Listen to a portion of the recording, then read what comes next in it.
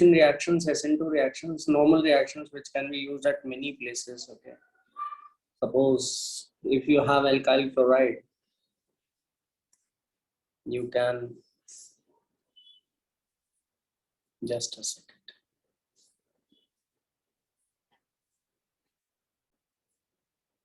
If you have alkyl chloride, you can displace the Cl by OH minus.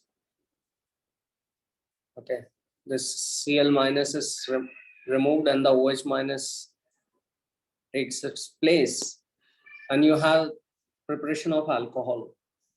Similarly, you can use SH minus, RO minus. If you use, this is an alkoxide ion. The one which you use is an alkoxide ion.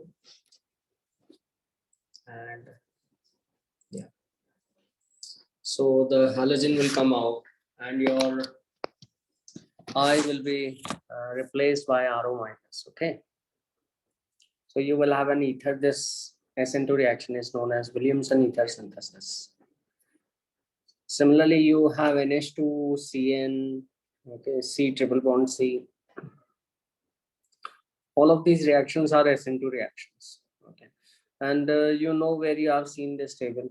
Tell me. Any idea? This table is the conversion table given in your NCERT book, right? Okay, it is there in the NCERT, right? Yeah, Samira, good evening. Good evening.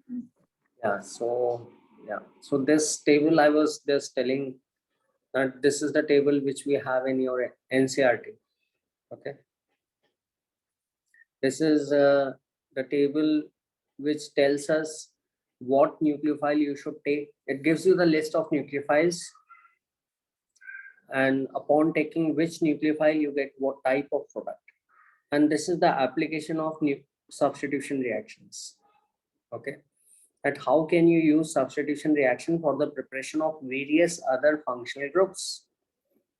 Okay, suppose if you have OH minus, so this is the overall reaction. This is the general way.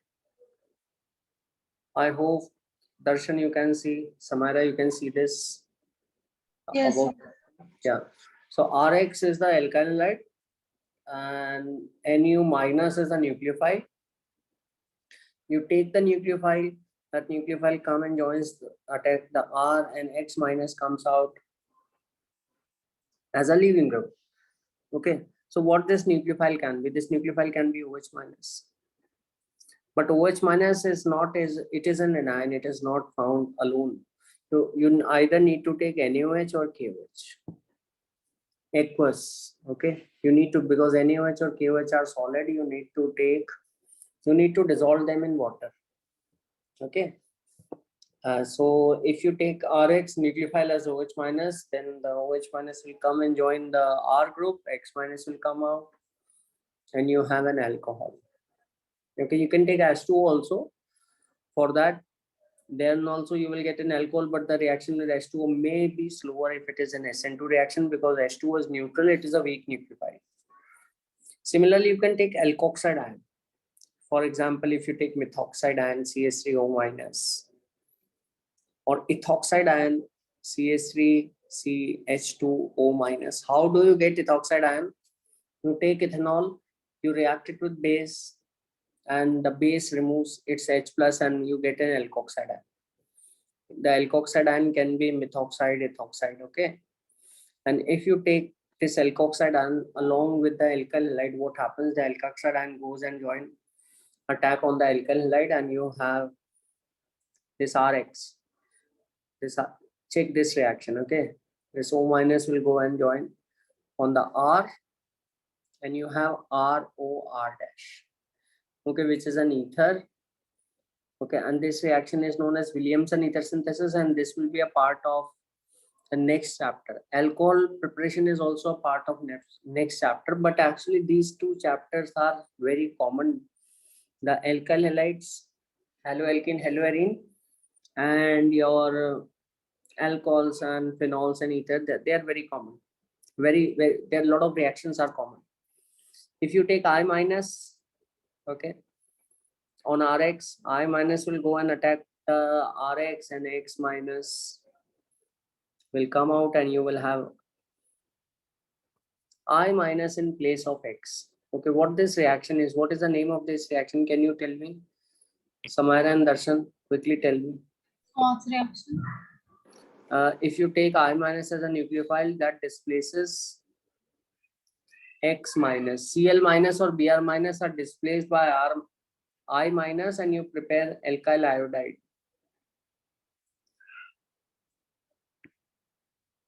This is halogen exchange reaction, this one. Or I will write it here. RCl, if you take NaI or Ki, I minus, okay, you end up with Ri and Cl minus.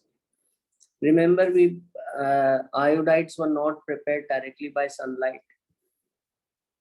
We use some different method to prepare iodides, and this was the method. What is the name of this method? Yeah, I will give you a hint. It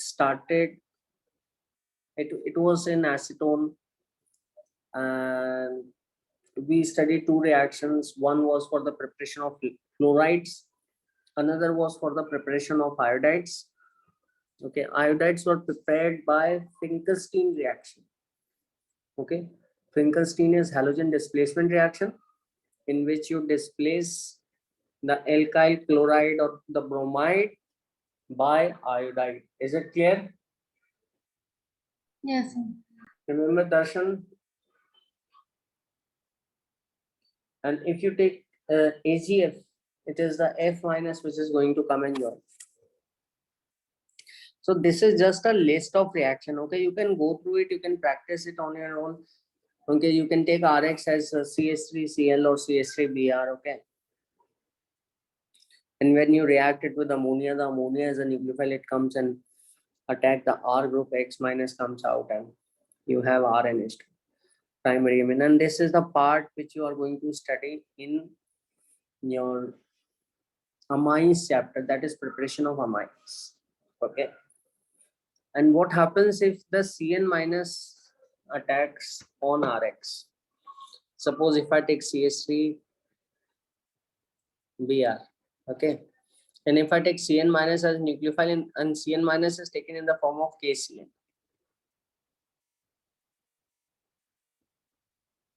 Yeah, so what we will get? Tell me. The Cn minus is a nucleophile. Yes, Amira, Darshan, tell me. We'll get a CH3CN. Yeah, CH3CN. And what will be the, so methyl bromide, if you take, what you will get? The IUPAC name of the product.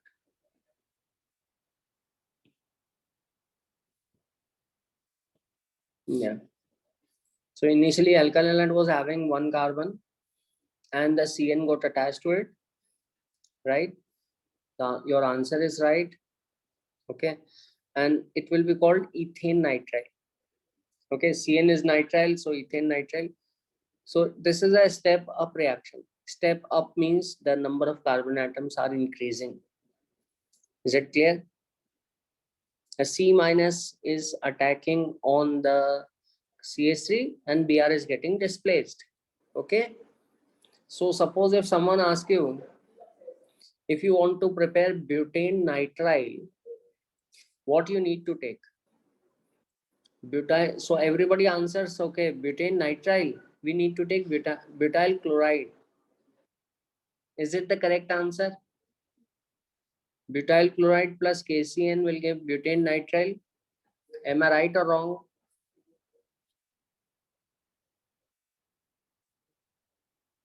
Just tell me quickly, Darshan.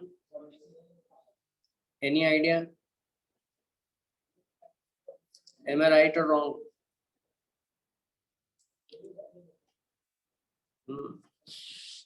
Samira, for preparation of butane nitrile, what you need to take? Do I need to take butyl chloride? Let's check what happens if I take butyl chloride. Okay. Suppose if I take butyl chloride, okay, and if I react it with KCN, the KCN is a C minus is the nucleophile. It will come and join itself to the carbon atom. The Cl will come out and you will have pentane nitrile. Is it clear? Pentane nitrile. There will be 5 carbon atoms. Okay, 5, 4 here and 1 C. So if you need to prepare butane nitrile, you need to take propyl chloride.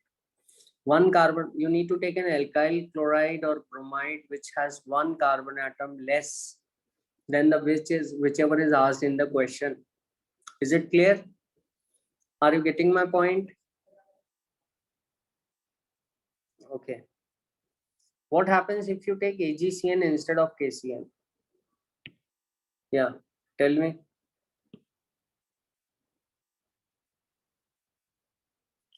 What will you get?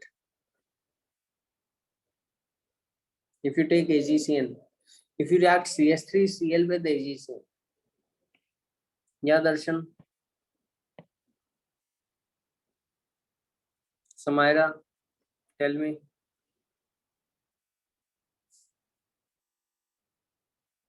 What you will get if you take AgCN. Okay. The nucleophile is Cn minus only, as you can see over here. But silver has more attractive characteristic. Okay, it has more effective nuclear charge. So you can observe that between the Ag and Cn, though Ag is plus, Cn is minus, the Ag has attracted the minus charge of the Cn. Okay. So what happened is, unlike KCN, which was totally ionic, okay, so when you put them in solution, both of them separate. So Cn minus was alone and the Cn minus was attacking from its carbon side. Okay.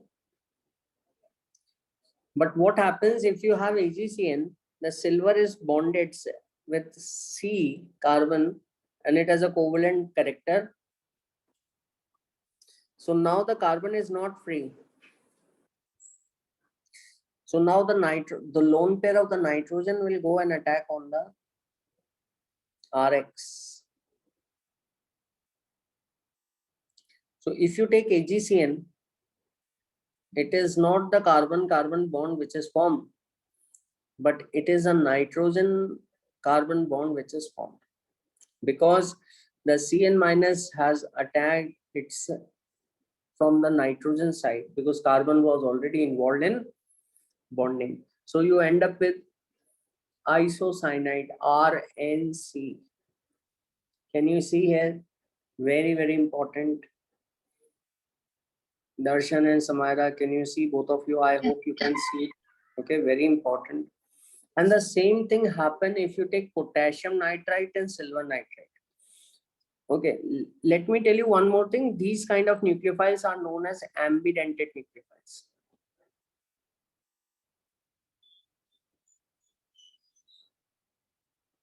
So what are ambidentate nucleophiles?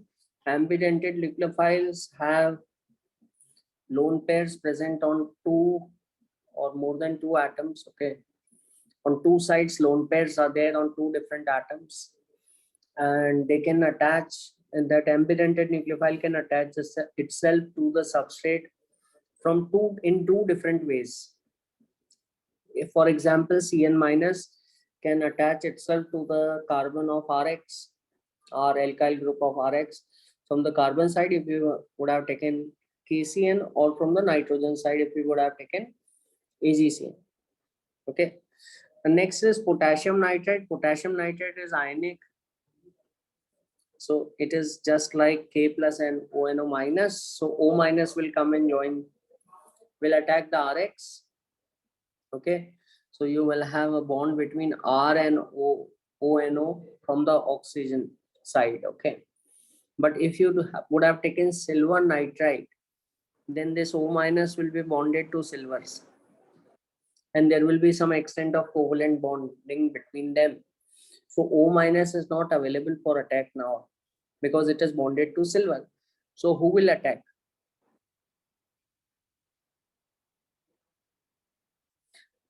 It is the lone pair of the nitrogen which will attack. Okay, so you will end up with this kind of compound. So this is also ambident nucleophile. So notice the difference in name. RONO was alkyl nitrite. Okay, suppose if you would have taken CH3, so it will be methyl nitrite. RNO2 is nitroalkane, like nitromethane, nitroethane. Okay, suppose if you have RCOAG. So these four are very important because they are asked every time. So be careful and just practice them so that you don't forget.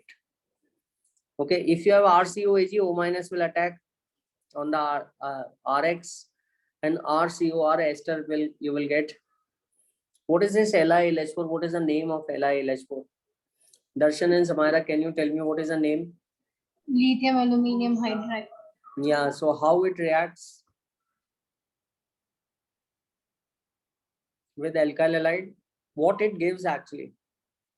Which is the nucleophile? Yeah, it is lithium aluminum hydride, and there was one more. And that was, tell me.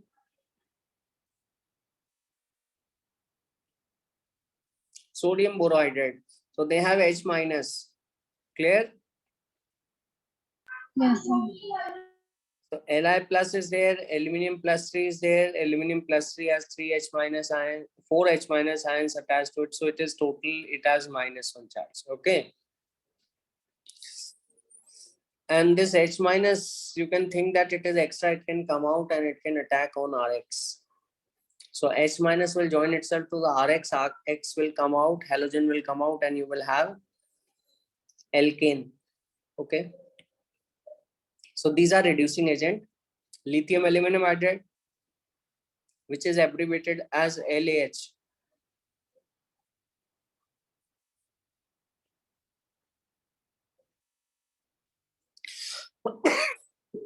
And NaBH4, which is abbreviated as SBH, sodium borohydride. Okay. And what about this one? What is this R and M?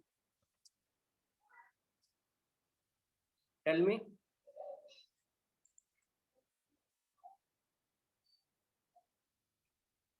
And what type of compounds are these? Yes, Amira.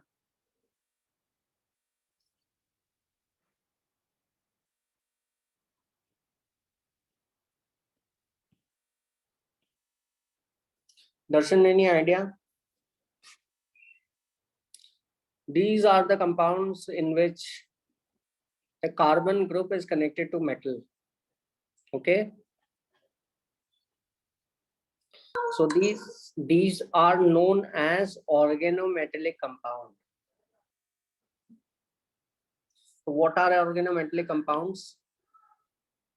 They are the compounds in which the carbon is directly bonded to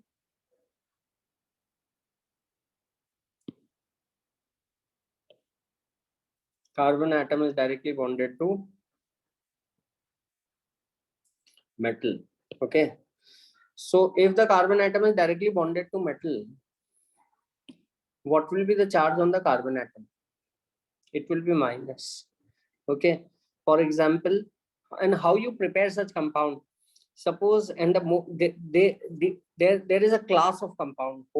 There are different type of compound which fall in this category in which the carbon metal bond is there, and this is the most famous compound which we are going to study in this chapter as well as in the next chapter. And what type of bond is there between the carbon and the magnesium?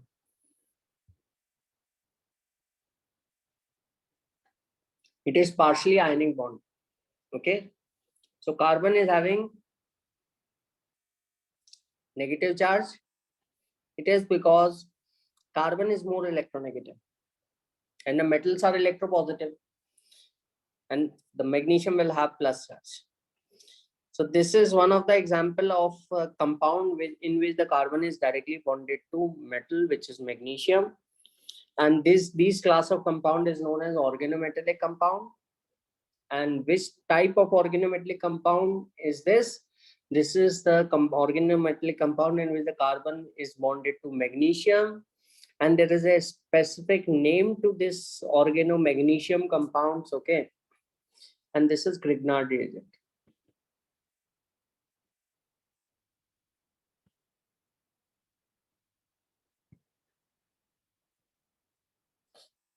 Right? This is Grignard reagent. So actually the Grignard reagent carbon is connected to magnesium, because of which it has negative charge, and then this is the nucleophile. Okay, this is the nucleophile. This carbon minus of the alkyl group which is connected to magnesium is a nucleophile. This is going to come in attack on the RX.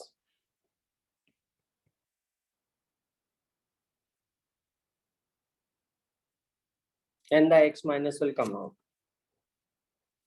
So what you will have? You will have this CH3 connected to R. Or in this, if you have taken R dash connected to R. So R dash. Okay, this is an example of preparation of alkanes by substitution reaction, in which you take one alkyl halide, another one you take as organometallic compound, and the organometallic compound which we took here is your Grignard reagent, which is the most famous organic compound. We will discuss it more in the upcoming chapters. Okay. Now let's move to Sn1 reaction, the another mechanism of substitution reaction, nucleophilic substitution reaction. Okay, suppose if we compare, if we make a list of possibilities of substitution. So substitution means one group is coming, another group is leaving. Okay, one group is getting attached, another group is removed. Okay, so this is the substitution reaction. Okay, and if you list the possibilities, if you list the possibility of the sequence in which this can happen. Okay, so suppose how many possibilities come up? Okay, there are three possibilities which can come up. So the first possibility, which we already discussed, was of substitution reaction, was Sn2, in which what was happening? The nucleophile was coming and the leaving group was leaving. It was breaking away from the substrate, and the nucleophile was coming and joining itself to the substrate, and both the reactions were taking place simultaneously. Both the bond breaking and bond forming were taking place simultaneously, right? So it is just like, suppose if you have already one guest sitting in your home, there are another guest which are coming. Okay, so one guest which are already sitting there, they started leaving, and another guest started coming into your house. Okay, and it is simultaneously, it is happening. So it should happen from two opposite doors, okay, in order to avoid messy situation. Okay, so just I'm taking some real life example. So in the same way, in Sn2 also, what we have seen, that the nucleophile was coming from the side opposite to the leaving group. Leaving group was leaving from this side, so nucleophile was coming from the back side. Okay, so this was one possibility, simultaneously arrival and departure. Now another possibility which we can think of is that the nucleophile can come and join itself to the carbon atom, and then the leaving group may come out, right? But is this possibility possible on sp3 carbon? Samara and Darshan, the leaving group come and join itself to the carbon atom. And in the second step, later on, the nucleophile come and join itself to the carbon atom, and then the leaving group come out. Once the nucleophile come and join itself, then the leaving group come out in the later stage. Is this the possibility? Tell me, is it possible on sp3 carbon? Can you think of it? Just tell me. It is not possible that the nucleophile may come and join itself to the substrate, and then the leaving group goes out in the second step. That is not possible. It is because the carbon can make only 4 bonds. So if the nucleophile comes and join itself completely to the substrate, the carbon must have 5 bonds so that it can bond with the nucleophile also, which is not possible. Okay, but it is possible on third period elements like silicon, because they have vacant d orbital and those d orbital can join. Because of that d orbital, the nucleophile can come and join, and then the leaving group may come out in the second stage. But for carbon, sp3 carbon, which in which all bonds are single bonds, this cannot happen, that a nucleophile can come and join and the leaving group leaves in the later stage. That is not possible. Okay. The next thing is, so we have already discussed 2 options in which the nucleophile was coming, leaving group was going out. Simultaneously it happened. The second possibility we ruled out completely, in which the nucleophile come and joins and then the leaving group goes out in the second step. That is not possible. The third possibility could be that the leaving group goes away before the arrival of nucleophile. The leaving group breaks away from the substrate and then the nucleophile comes. Okay, so is this possible? Answer is yes, because if the leaving groups comes out, it leaves a carbocation.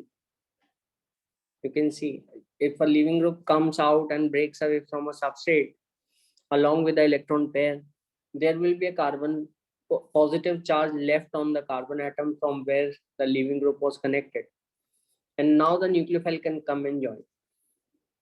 So we are not violating the octet rule. Carbon was at none of the moment the carbon was having more than 4 bonds, because carbon cannot handle more than 4 bonds. Okay, so this is the third possibility which is possible and which we see and which we call as Sn1 reactions. Okay, so what is happening in the Sn1 reaction? You take the substrate, and this substrate is actually tertiary substrate. And remember, we said that the reaction can't happen on substitution. Sn2 can't happen on the tertiary substrate. What was the reason that Sn2 can't happen on the tertiary substrate? Yes, Sumaira, Darshan. What was the reason that Sn2 was not able to take place on tertiary substrate? This is tertiary 3 degree. Because of high amount of branching, lot of branching is there. Okay, so the nucleophile can't come and join itself to the substrate, means it is lot of branches, lot of groups are there. They will prevent the attack of nucleophile. They will block the attack of nucleophile. The carbon on which the leaving group is connected is not accessible at all. So simultaneous arrival of nucleophile and departure of bromine was not possible. So nucleophile can't attack here and start the reaction. So we are left with another possibility, and that is slowly what this substrate may do is that slowly this Br because nucleophile can't come and join, the Br can break away on its own slowly. So you can see this is a substrate. You can see over here, this is the substrate, and the nucleophile and the leaving group is breaking slowly away, okay, on its own. Okay, so Br minus has departed along with the pair of electron, and because the Br minus has left, the substrate is left with C plus. Okay, there is a plus charge left on the carbon atom. You can see over here. Okay, so this is a carbocation intermediate, and now so nucleophile was not able to attack directly on this substrate because this substrate was very bulky. But now it is not very bulky because it is having only 3 groups. Okay, and what is the geometry of carbocation? Darshan, can you tell me? Samaira, Darshan, what is the shape of carbocation? Geometry of carbocation? Yeah, tell me. Any idea? Samaira, any idea? How a carbocation look like? What is the geometry of carbocation? So carbocation is trigonal planar. Okay. There is a plus charge on because and it is because of the empty p orbital which will be perpendicular to the 3 bonds, and it is flat. Okay, it is flat carbon. All the 3 groups, they come in one plane, and there is an empty p orbital. Okay, so once this Br, initially the Br was attached, so this carbon was sp3 hybridized. The Br slowly broke away and it left behind a carbon atom with a plus charge that was flat, and now the leaving group can, now the nucleophile can come and join itself to the carbon atom. Now there is not a problem, the steric hindrance is not a problem because the carbon geometry has changed from tetrahedral to trigonal planar. It is now flat, so nucleophile can come and access the carbocation very easily and can join itself by donating its pair of electrons. Okay, so this first step is the slow ionization of substrate. It is a difficult step because you are breaking a bond and you are forming a species which is a carbocation which has charge which is unstable. The second step involves the attack of nucleophile. The nucleophile comes and attack on the carbocation. It shares a pair of electron. Okay, like this. It forms a bond. Okay, but this step is going to be a fast step. Okay, because there is a bond formation, and so it is not, and it releases energy. Okay, so it is not a difficult step. It can happen on its own, and there can be 1 or 2 more minor steps. So the another step is because the nucleophile here you can see is water, so H2 will come and give its lone pair, and finally the H plus will come out. That will be taken away by another water molecule. Okay, so finally you will have an alcohol. Okay, so this is Sn1 reaction. What do you mean by Sn1? What is the full form of Sn1? Samaira, Darshan, tell me quickly. Sn1. What was the full form? Yeah, Samaira. Nucleophilic substitution or unimolecular. Yeah, substitution, nucleophilic, unimolecular. And why it is called unimolecular? Because only one molecule was involved, substrate molecule was involved in the main step, which was RDS, right? Clear? Yes. So this was unimolecular.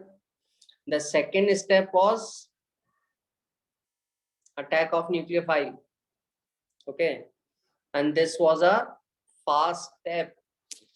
Okay, so whole rate will be dependent upon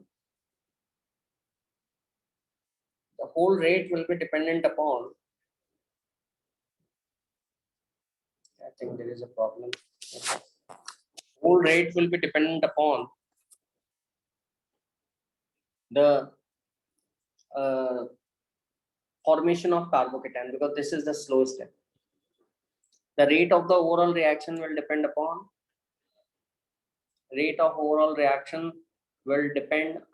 the RDS, the slowest step, right?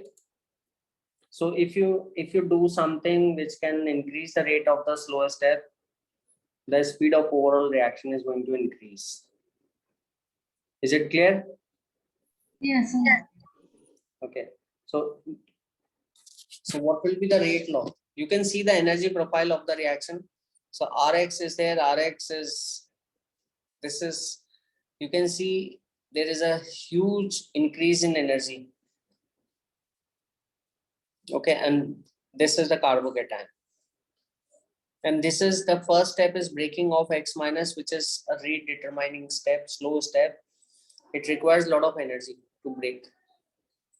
The second step is the attack of the nucleophile, and the nucleophile water comes and join itself to the R plus. So that is going to be fast step, easy step, and you can see, you can compare the levels of energy, how much from the current level, how much the graph is rising. If it is rising too much, that means it is a difficult step. If it is rising very less, it is a slow step, and this is, you are having this. Okay, clear? So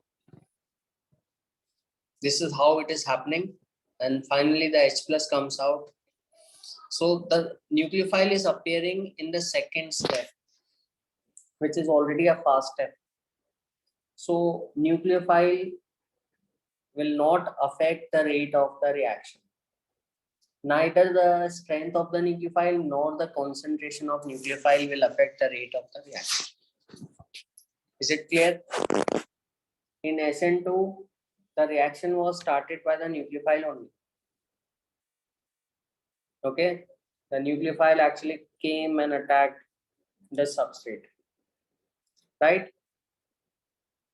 The nucleophile was starting the reaction, so rate was dependent upon the concentration of the nucleophile, because it was a biomolecular reaction. The nucleophile and the concentration of the nucleophile and the substrate were colliding with each other, and that's how the reaction proceeded. It started. So if you increase the concentration of nucleophile, then the rate of Sn2 will increase. Okay, but in Sn1 this is not the case, because in Sn1 you can see that the nucleophile is coming in the second step, which is easy step, so that will not affect the rate. Okay, so there is no term for the concentration of nucleophile in the rate law. You can see over here, rate is directly proportional to the concentration of alkyl halide to the power 1. Okay, so this is unimolecular reaction. This is first order reaction also. So order is the sum of the powers of the concentration term appearing in the rate equation. Rate equation is the equation which tells you about the speed or the rate of a chemical reaction, and what are the concentration terms which are affecting the rate. Okay, so it is first order reaction. Is it clear? So Yes. RDS involves the formation of carbocation. The rate of the reaction depend only on the concentration of the alkyl. Rate is independent. Rate of Sn1 does not depend upon the nature of the nucleophile. Rate of Sn1 doesn't depend upon the concentration of nucleophile, because that is already a fast step. Everything depends upon the slowest step, and the formation of carbocation was slowest. Okay, so you for the factors which govern the rate of Sn1, you need to look only at the first step. Okay, so first step, the carbocation was forming.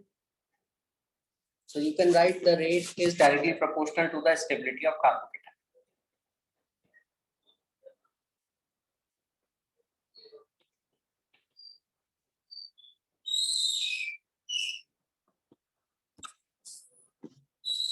Okay, rate is directly proportional to the stability of carbocation. If the carbocation formed is very stable, that this breaking of Br or the leaving group can can happen very quickly, very easily, if the carbocation formed is very stable.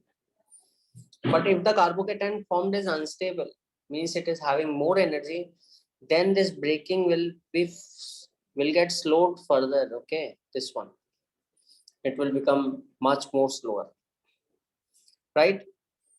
So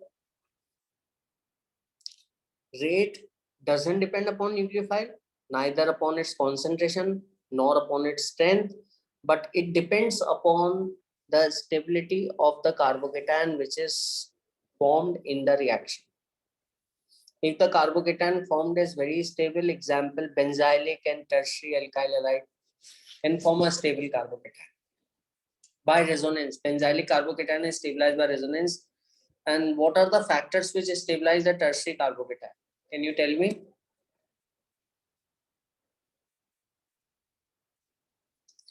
Tertiary carbocation are stabilized by inductive effect and hyperconjugation. Okay, so tertiary, so they undergo Sn1 reaction very easily because they can form a cation very easily.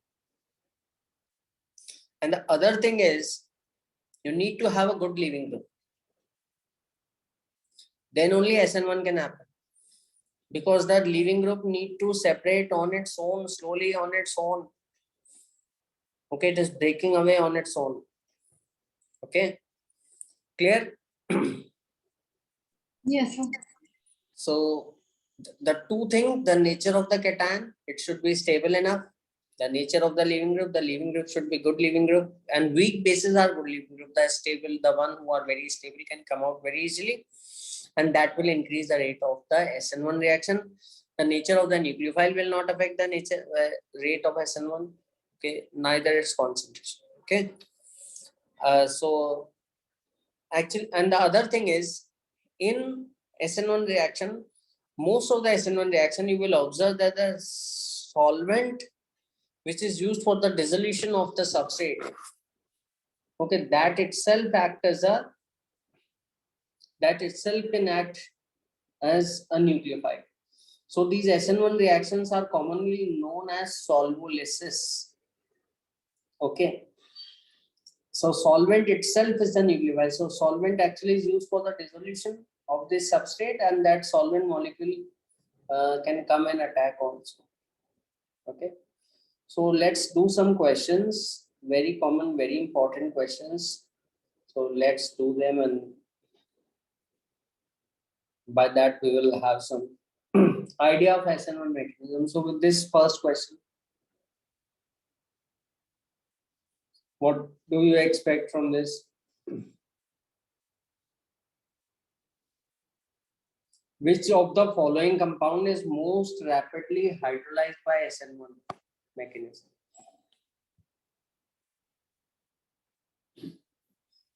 This C6H5 is a benzene. Yeah.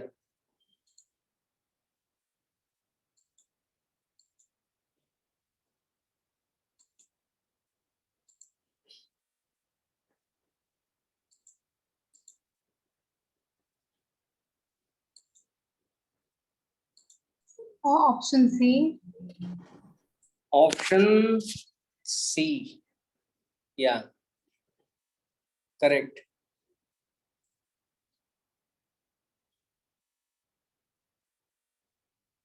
Why? Why it is the most fastest? Why it will get hydrolyzed by fastest? Why it is will be rapidly hydrolyzed? What could be the reason?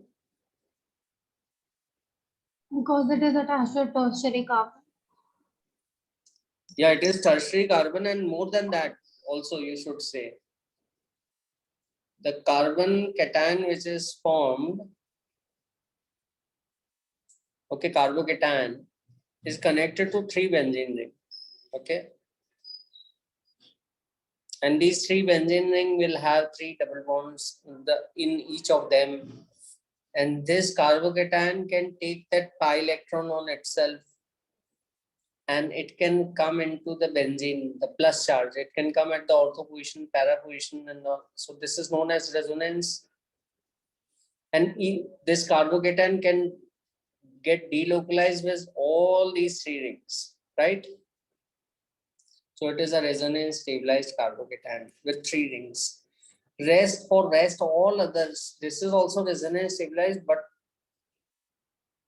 it is doing resonance with only one benzene ring. This is also stabilized by resonance, but only with one double bond. And this Cl can't come out. The reason is it is directly connected to benzene. Okay, but in this there is a carbon outside benzene, and the Cl was connected to that carbon. And because it is directly connected to benzene, the lone pair of the Cl was involved in resonance. Okay, it was getting mixed up with the pi electrons. So this was the Cl and the benzene ring were having double bond character between them.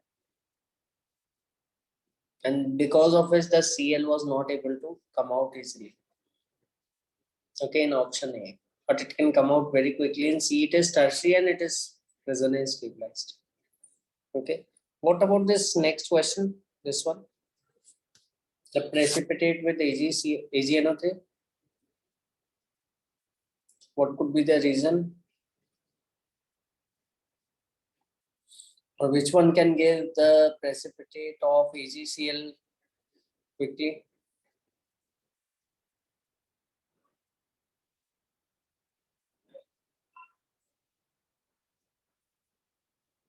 Yeah, tell me. White precipitate AgNO3 will. This is a test for chloride, right? If the chloride ion can come out easily, it can, and because we have put AgNO3, it can, the chloride and Ag plus can form a precipitate, white precipitate. Okay, so where the chloride can come out easily, that you need to tell me. In which case? In option A, B, C, or D? Yeah.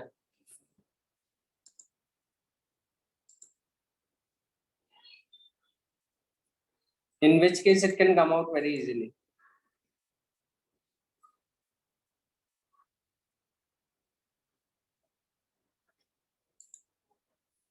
It can come out in option A and it can come out in option C also. So answer will be D.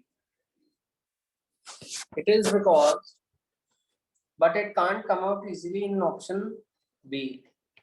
In option B, just now I told you that the Cl is having a lone pair. So you can represent it lone pair like this. It is there in the p orbital. The benzene itself is having 3 double bonds and 6 p orbitals, which has 6 pi electrons. And these pi electrons were not isolated from one another. Actually, they were undergoing partial overlapping, and that led the 6 pi electron to move in a cyclic way. Okay, and this Cl, okay, and this Cl is just adjacent to the benzene, so it lone pair can undergo mixing or partial overlapping with the benzene p orbitals, and its lone pair can also, electron density can get mixed up with the resonance of with the pi electrons of the benzene ring. So what will happen? This will acquire a double bond character, or you can show by writing the resonance structure one by one. You know how to write the resonance structures, Samaira? Yes, sir.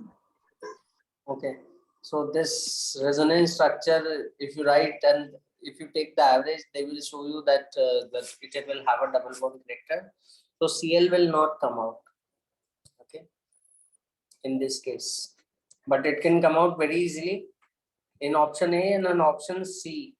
Why they can come out very easily? Because the plus charge which is left after the departure of Cl minus, that is stabilized by resonance, right? So if you have a plus charge here, the plus charge can do resonance and the plus charge will become destabilized. So the lone pair of Cl should not get involved in the resonance, otherwise the Cl will not come out. It will be more tightly bound to the substrate. On the other hand, if the Cl comes out and the positive charge which is formed after the departure of Cl, that should get involved in the resonance so that it can become stabilized. So option A and C, so option D, if you have one correct option, is the right answer. Yeah, and what about the last question?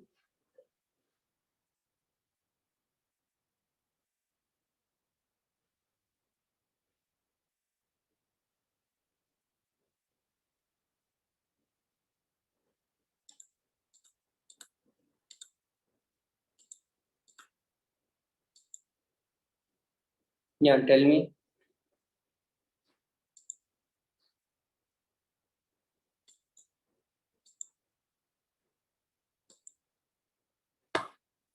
Decreasing rate of Sn1 reaction.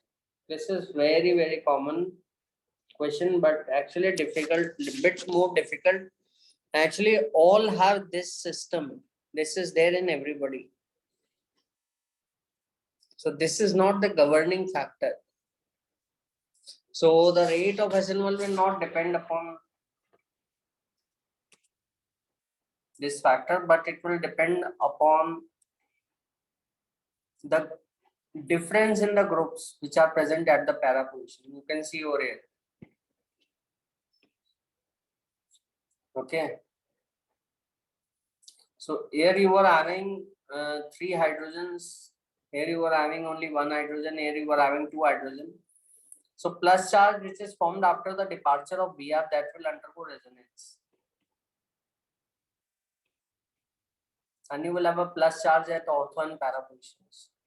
And once this plus charge has arrived at the para position, okay, this position, you need to think that how this CH3, how this methyl, or how this isopropyl and how this ethyl is stabilizing the positive charge. Okay, that you need to consider. So we can, so what effect the methyl group will exert? Any idea? Tell me. Will it stabilize a cation?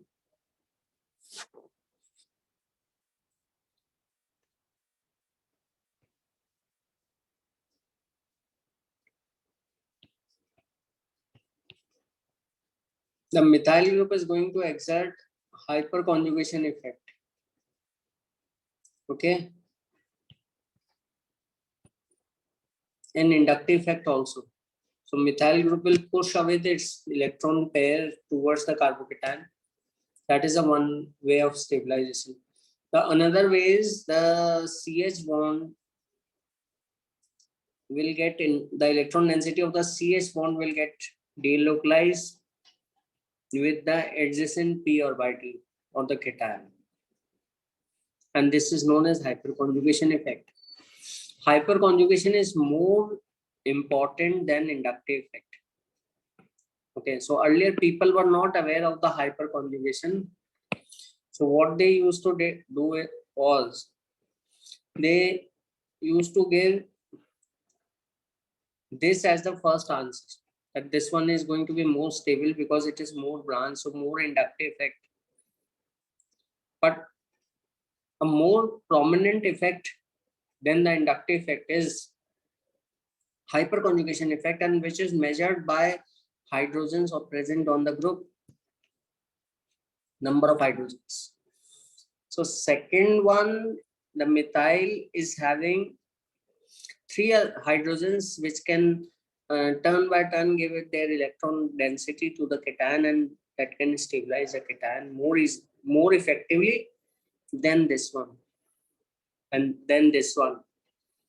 Okay, so the most stable is going to be second one, then the third one because it is having 2 alpha hydrogens, and then fourth one which was having only 1 alpha hydrogen. Someone may call that it is more branch, so it will exert more inductive effect. Yeah, that is true. But you need to consider a hyperconjugation effect before inductive effect, because hyperconjugation plays a much important role. Okay, and then the last you will have first molecule, because it doesn't have any group present at the para position to stabilize the cation. So overall order of Sn1 is actually the order of stability of the carbocation, and we need to look at how this carbocation is stabilized by the benzene ring. But because benzene is present in all four of them, we need to look for some other factors, and that other factor is the group present at the para position. Okay, and that how that group present at the para position is going to stabilize the cation. Will it give its sigma electrons? Okay, or will it exert inductive or hyperconjugation effect? If it is exerting hyperconjugation, we need to quantify the hyperconjugation effect by counting the number of hydrogens, alpha hydrogens. Okay, and the one who is more having more alpha hydrogen will exert more hyperconjugation effect. Okay, so overall order is going to be 2, 3, 4, and then 1, 2, 3, 4, and then 1. Okay, yeah. This is going to be the final answer, right? Now the next thing is solvent effect. Okay, now solvent effect means what kind of solvents do you need to carry out Sn1 reaction or Sn2 reaction. Solvent is something which helps in dissolution, which is neither a reactant nor a product. It does not react. But even if it doesn't react, it plays a very important role in the reaction. Okay, is it clear? It plays a very, very important role. And what kind of solvent you should choose. So we can categorize the solvents into polar and non-polar. And because you can see over here Sn2 reaction, there are partial charges, so you require polar solvent. That is quite obvious. Okay, you require polar solvents. But the next thing is, the polar solvents can be classified further into protic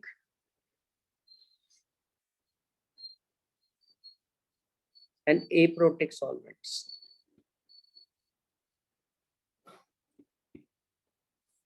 Protic solvent is the one in which the hydrogen is directly connected to electronegative atom, like water.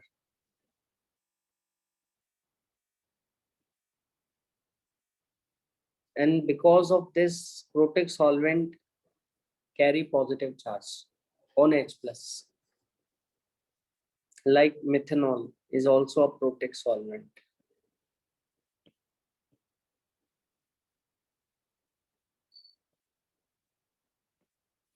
Why? Because hydrogen is connected directly to oxygen. So oxygen will pull the electrons, bond in being more electronegative, it will pull the electrons towards itself. H will have positive charge, oxygen will have negative charge. Okay. And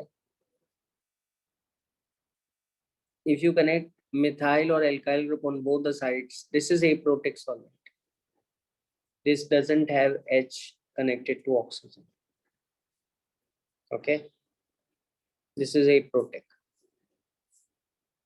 and these two are protic. So protic solvent have plus charge. Aprotic solvent, because they have H plus connected to electronegative atom like nitrogen, oxygen, or chlorine. So they have plus charge, and they have minus charge also.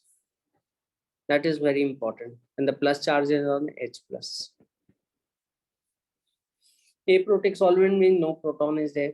Means H plus atoms are there, but they are not directly connected to electronegative atom. For example, this is aprotic solvent. This is aprotic solvent. Ethers are aprotic solvent. They have H. 6 hydrogens are there, you can see. but because they are not connected to oxygen, they do not have plus charge on them. They are connected to carbon. So aprotic means no plus charge is there. Protic means plus and minus both are there. Okay, aprotic, actually you can see this is aprotic solvent. Okay, acetone is aprotic. It looks like this. Delta plus and delta minus. Okay. Right. Plus is there, but it is of no use.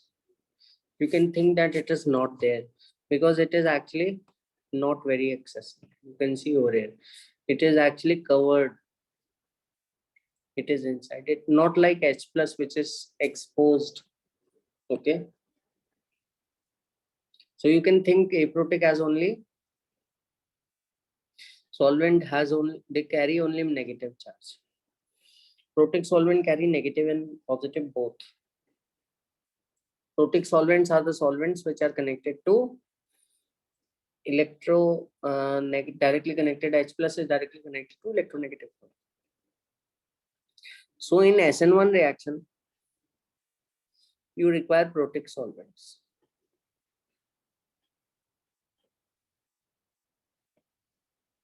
It is because Sn1 we started with by saying that there is a slow ionization, auto ionization of the alkyl halide, and when the ionization is completed, the leaving group separates out, leaving behind a positive charge.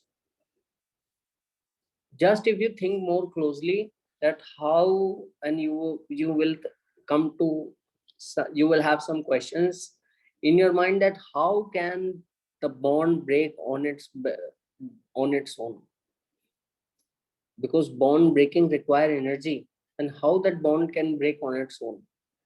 So actually it is the solvent which is helping, the polar protic solvent of the Sn1 reaction is helping the bond to break. Okay, helping both the groups to separate out, because this X minus will be covered by delta plus of the protic solvent which is there on the H plus. Delta plus is present, so it will try to pull this out by pulling away X minus, all these H plus. Okay, similarly this one also, the delta minus will surround this carbocation. Okay, delta minus, and that partial negative charge will help the carbocation to stabilize. The partial positive charge on H will stabilize the leaving group. So that's how both of them get separated, and once they are separated, they are covered by solvent molecules. You can see over here how this has happened. The minus charge will be covered by the water molecules with delta plus positive charge facing the minus. Okay, and the positive carbocation will also be covered by the water molecule, but in this case the O minus is actually facing the cation, and that's how it is stabilizing the cation. Okay, and one of the water molecule will finally go and attack on this and get joined itself and will behave as a nucleophile. So Sn1 require polar protic solvent that can stabilize cation as well as anion. Protic solvent have positive charge on H plus, because H plus is directly connected to electronegative atom, as well as they have negative charges. But what about aprotic solvents? Aprotic solvents do not have H plus directly connected to electronegative atom, though they have H atoms, but they do not have positive charge. You can think like this. And if they do not have positive charge, they can't stabilize the leaving group which is negatively charged. So if the leaving group comes out, which is a negatively charged or electron rich species, and if you have aprotic solvent, the aprotic solvent itself is having negative charge, so leaving group will face repulsion and it will go and get back into the substrate. It will not come out. Okay, so in Sn2 reaction, you take aprotic solvents. Okay, because in Sn2 reaction you do not have to break the bond. Okay, that is automatically being done by the attack of the nucleophile, right? Now the next thing about the Sn1 is your stereochemistry of Sn1, right? So do you remember what was happening or what was the stereochemistry of the Sn2 reaction? Can you explain me what was happening in Sn2 reaction? Inversion of configuration. Yeah, very good. Inversion of configuration. Yeah, good. So inversion of configuration was happening in the Sn2 reaction. Yeah, right. So in a similar way, why inversion was happening and what would that inversion was known as?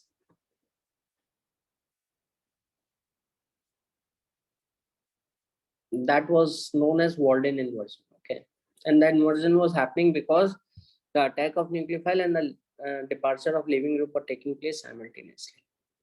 So they can't have, they need to take place in a particular way. Then only it can happen. The nucleophile should come from the side opposite to the leaving.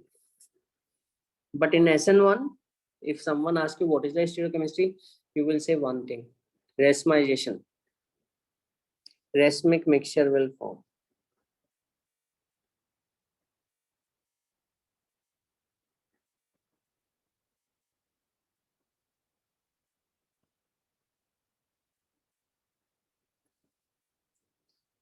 This racemic mixture is going to form if your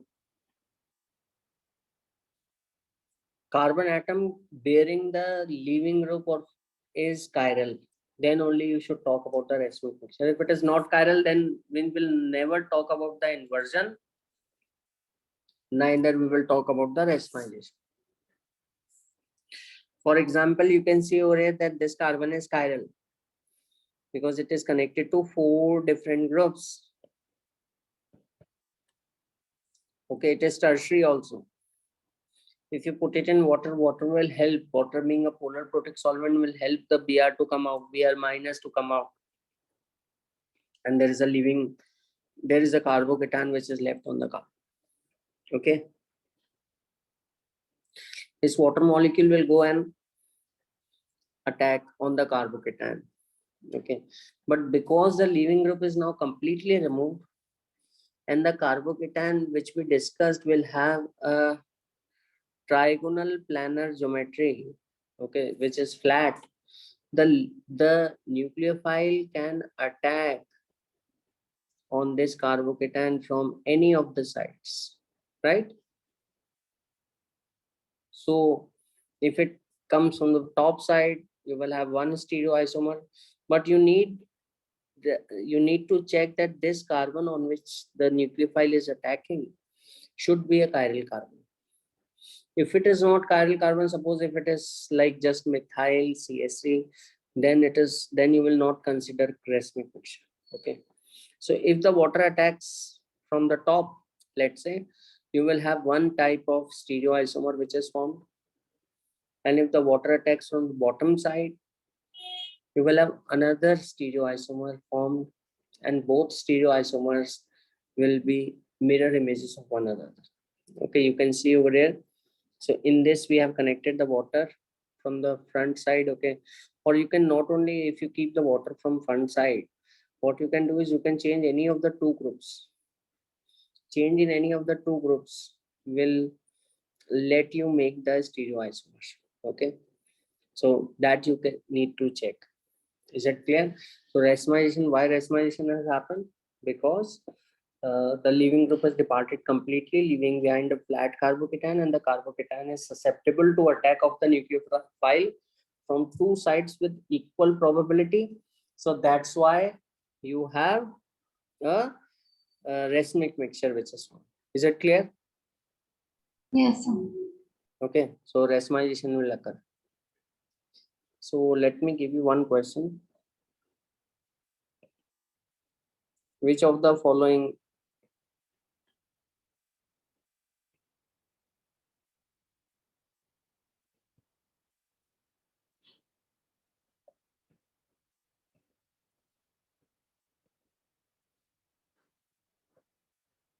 substrates will give a racemic mixture.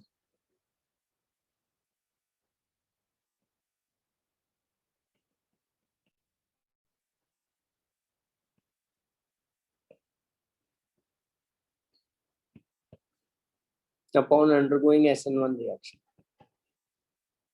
Okay, I will write the substrates here.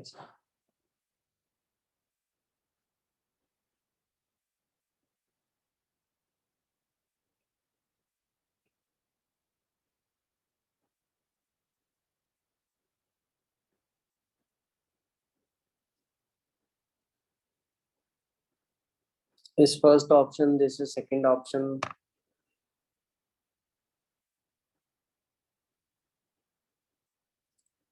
This is third option, and this is the fourth option. This is the most common question asked in all the examinations. Fourth option is pH.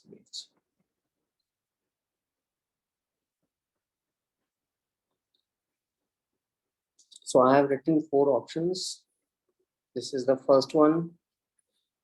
This is the second one. This is the third one. And this is the fourth. Right? Yeah.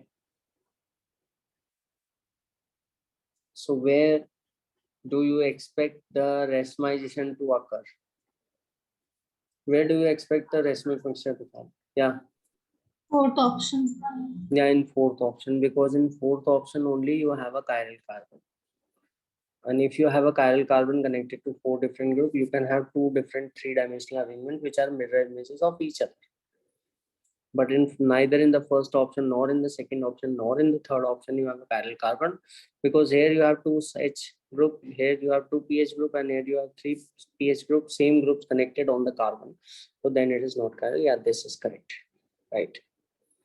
Okay. So what are the differences in Sn1 and Sn2? Sn2 was single step because nucleophile was attacking and the leaving group was coming out in the same step. Sn1 can be 2 steps or more than 2 steps. There can be few more minor steps, okay, apart from the attack of the departure of leaving group and attack of nucleophile. Just now we have seen that a nucleophile, when it was water, there was one more small step which led to the removal of that H plus from water. Okay, so 2 step means 2 main step. So first step is the rate determining step, which is the departure of leaving group, and this next step is going to be the fast step, which is attack of nucleophile on the carbocation. Okay, 2 main steps, but actual number of steps can be more than 2. Some minor here and there can happen in like addition of H plus or removal of H plus. Okay, so it is bimolecular, means 2 species were involved. This is unimolecular. In the RDS, only 1 species was involved, and the rate was controlled by steric hindrance, definitely, because all the things were taking place in 1 step only, and that the transition state was very much crowded, in which the nucleophile was coming, leaving group was going out. Okay, so rate of Sn1, Sn2 decreased with the increase in branching. Okay, but in this case, the branching helps. Okay, because nucleophile is not attacking in it directly. Okay, not attacking directly, so you should not bother about the steric hindrance or crowding. Okay, so leaving group come out, leaving behind the cation. So branching helps the cation to get stabilized by giving an electron pair. Okay, so methyl halides, primary, secondary alkyl halide undergo Sn2 reaction, but tertiary alkyl halide, being too branched, too bulky, the nucleophile can't attack them directly, so they will not give Sn2 reaction. In Sn1, tertiary alkyl halide can easily undergo Sn1 reaction. It is because the tertiary alkyl halide can form a stable carbocation. Okay. Product has inverted configuration relative to that of the reactant. This is the stereochemistry. And in this, the product have both retained as well as inverted configuration because the attack of nucleophile was taking place on a flat carbocation species. Okay. The leaving group tendency affected the rate of Sn1 and Sn2 both. This is the common part. The leaving group has to leave. If you are carrying Sn2 reaction or if you are carrying Sn1 reaction, both can't happen if the leaving group is not ready to leave. If it is a poor leaving group, if it is a strong base, then Sn1 and Sn2 can't happen. Okay, right? For Sn2, you need a stronger nucleophile, because the nucleophile takes the whole initiative of the reaction. It goes and start attack, and that starts the reaction. Okay, so stronger the nucleophile, faster will be the Sn2, and more higher the concentration of nucleophile is, faster will be the Sn2. So both the strength and the concentration of nucleophile affect the rate. But in case of Sn1, the strength of nucleophile have no role. The concentration of nucleophile has no role in control in the rate of Sn1 reaction, because nucleophile actually comes in the stage which comes after climax. Okay, which the most important state was formation of carbocation. You need to concentrate on that, whether the carbocation can form easily or not. So that you need to think. Okay, so let me give you one example of Sn1 reaction, very important example. So first of all, suppose if I take methanol, let me ask a very basic question. And if I need to convert it into CH3Cl, can I take NaCl? Will it happen or not?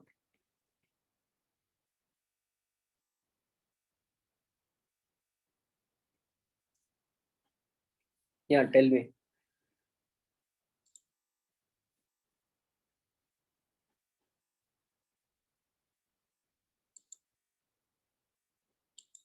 Is it going to happen or not? No. Why it can't happen? Yeah, you are correct. Your answer is correct. But what most students do, they do it like this. They tell that, okay, this NaOH will form and CH3Cl will form. So why it can't happen? Any idea?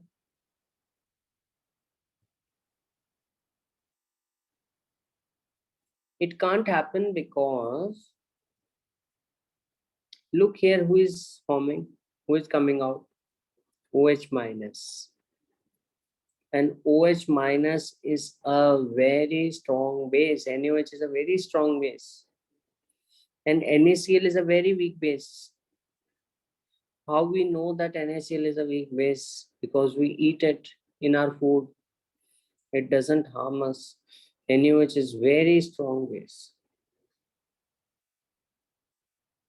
You can't even touch NaOH. It's very risky. Okay, it can cause burn on the skin.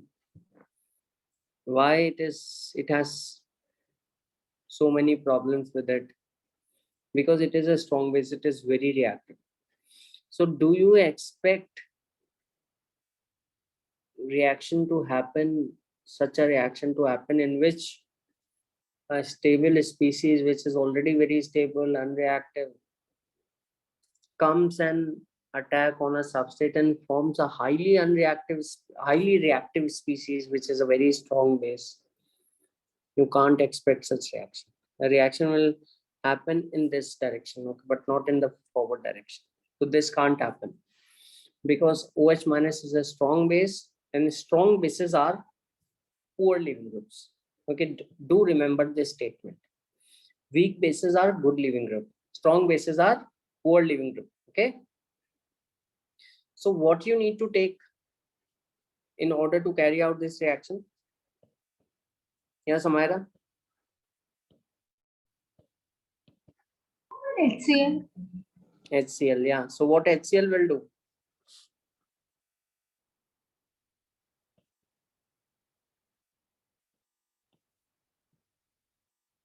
What this HCl is going to do?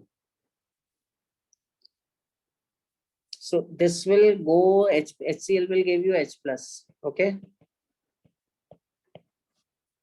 And the H plus will get attached to this oxygen.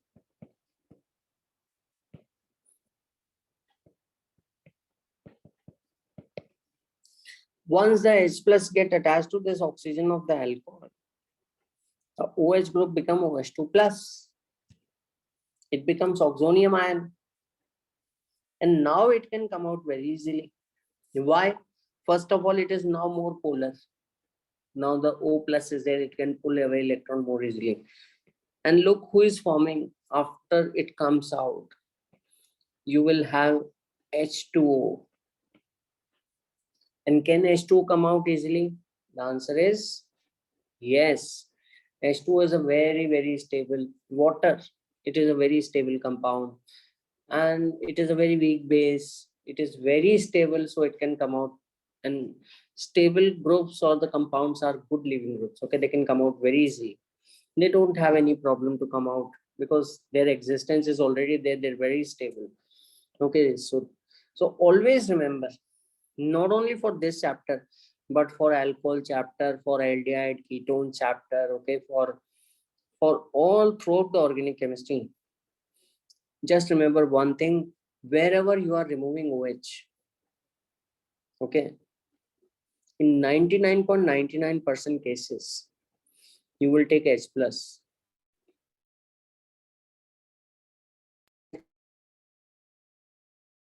That H plus will proton OH group, and now in the presence of H plus, the OH will come out as water. Is it clear? So without the H plus, it was coming out as OH minus. OH minus can't come out. So I told you that whether you are doing Sn1 or Sn2 reaction, you require a good living group. OH minus was a poor living group. So how you made it, how you turned it into a good living group? By doing its protonation. And this reaction is that only. Okay, if you take HCl, the OH will be replaced by Cl. Okay. So OH will come out and you will have a cation. This is Sn1 mechanism. So I will write the mechanism: ROH plus H plus. From the HCl, you will have ROH2 plus. This will come out as a leaving group, leaving behind a carbocation, and the carbocation will be attacked by Cl minus. The more stable a carbocation is, the faster is the reaction. And what this ZnCl2 is doing? Any idea?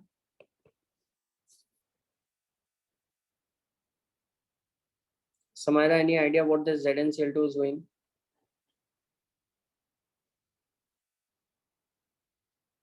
This ZnCl2 is actually a Lewis acid catalyst. Okay. And sometimes it gets associated. This as a lone vacant orbital. I've shown it like this. And this vacant orbital goes and join itself to the oxygen, lone pair of oxygen, and just like H plus, it helps the OH groups to come out easily by joining itself to oxygen. Okay, so what will be the rate of this reaction for primary, secondary, tertiary alcohol? Can you tell me?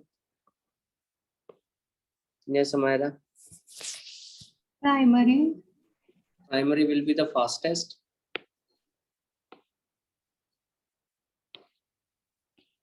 Look what is forming.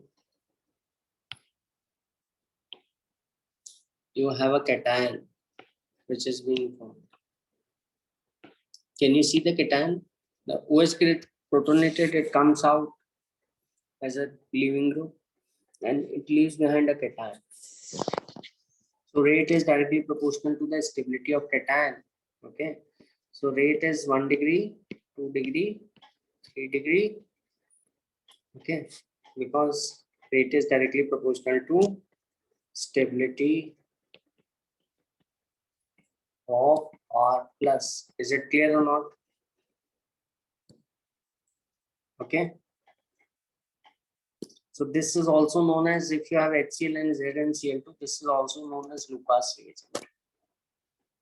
And this is RCl. Actually, when the reaction get completed, you will have a turbidity in the mixture because of the formation of, or cloudiness, because of the formation of RCl, which doesn't get mixed up with the alcohol. So the reaction mass become hazy or turbid. So how quickly the reaction take place you can see through your eyes, with the help of your eyes, by checking the time for the appearance of turbidity.